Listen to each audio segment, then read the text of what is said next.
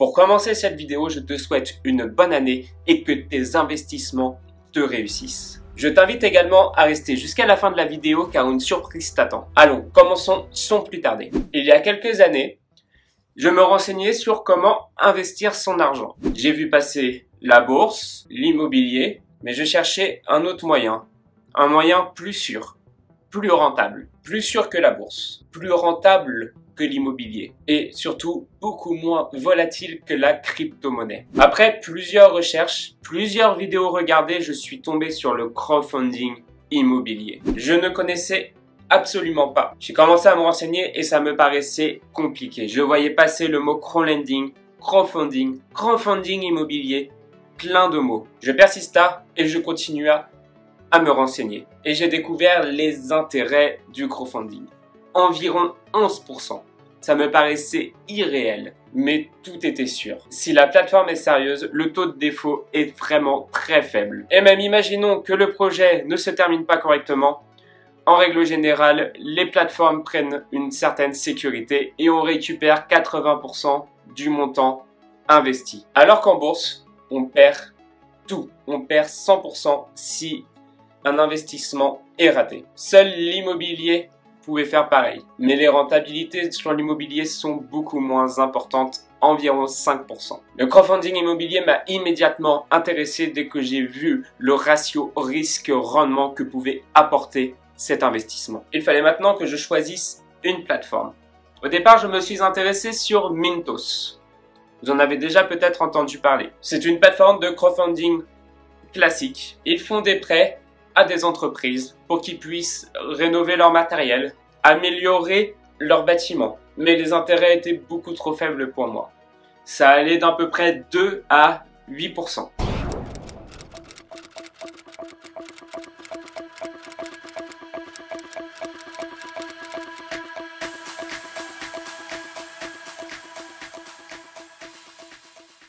Mais ça permettait de faire vivre les petites entreprises et de faire vivre le local. Mais ce n'était pas ce que je recherchais. D'ailleurs, heureusement qu'à cette époque-là, les inscriptions sur Mintos étaient fermées, ce qui m'a permis de me renseigner sur d'autres plateformes, dont une plateforme en particulier qui m'a attiré directement dès que j'en ai entendu parler. La première brique. J'avais donc découvert les premières qualités du crowdfunding. Un ratio risque-rendement qui est excellent. Un très faible risque de perte en capital. Mais attention, il n'est pas inexistant. Ils sont rares, mais ça peut arriver. Et c'est pour ça qu'il faut se diversifier même dans le crowdfunding. Il faut investir dans plusieurs projets. Une de ces autres qualités du crowdfunding est également son rendement qui est très élevé. 11%, soit autant que la bourse, sans les risques de la bourse. Et il y a plusieurs types de crowdfunding.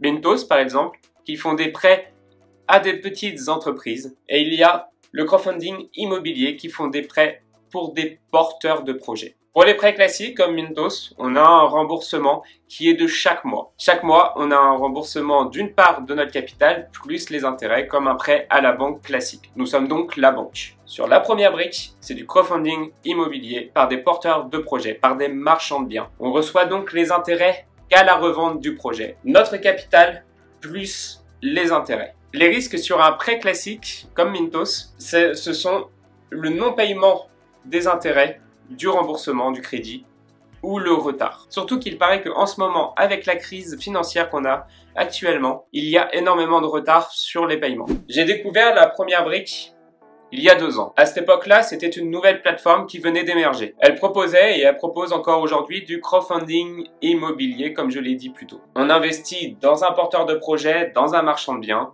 et on reçoit les intérêts et notre capital à la fin du projet. Je ne vais pas vous le cacher, mais à cette époque-là, la première brique proposait des projets autour de 20 000 €, ce qui était très faible. Le problème de ces petits projets, c'était qu'en 1 seconde, top chrono, le projet était clôturé et financé. À l'époque, je n'ai jamais réussi à investir mes 100 €.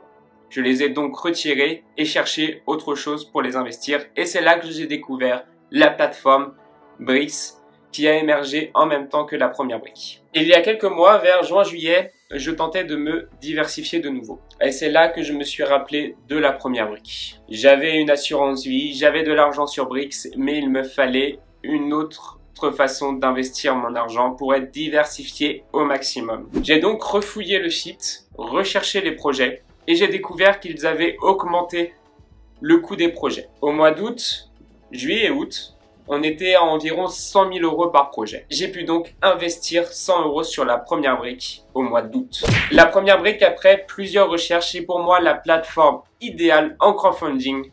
C'est une plateforme qui est excellente. Je reviens dessus, mais le ratio risque-rendement sur la première brique est excellente. Il propose des taux d'intérêt à 11%.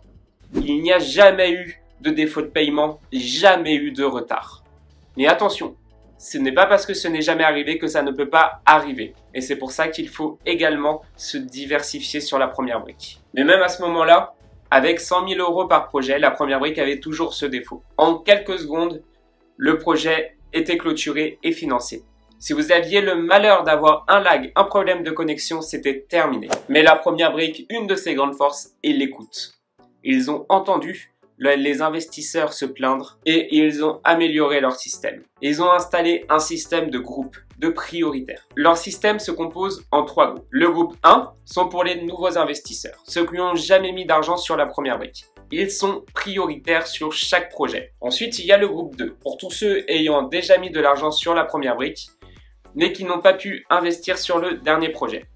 Ils passent en deuxième, quelques secondes après le groupe 1. Ensuite, il y a le groupe 3, qui va passer quelques secondes après le groupe 2. Ce groupe 3 compose tous ceux qui ont investi dans le dernier projet de la première brique. Ce nouveau système permet à tout le monde d'investir sur chaque projet. Ils ont également augmenté le montant des projets.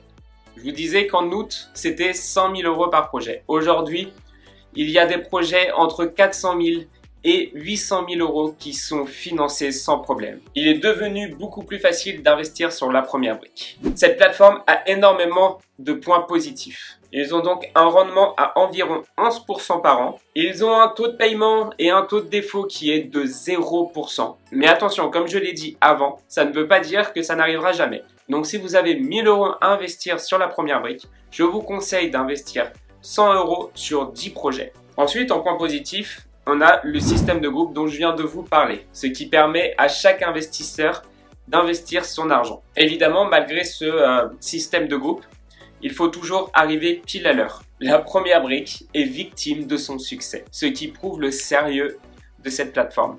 D'ailleurs, en parlant de sérieux, j'ai une histoire à vous raconter pour vous prouver que vous pouvez avoir confiance en la première brique. Si vous suivez mon challenge, vous êtes au courant de ce qui s'est passé au mois de décembre. En novembre, j'ai investi 50 euros dans un projet de la première brique, le Sagittaire. En décembre, au moment de verser l'argent collecté au porteur de projet, la première brique a contacté l'entrepreneur. Sans réponse de sa part au départ, puis s'ensuit des réponses sans fondement d'après les dires de la première brique, cette plateforme a décidé de ne pas verser cet argent. Ils ont donc annulé le projet. Mais l'argent était déjà bloqué.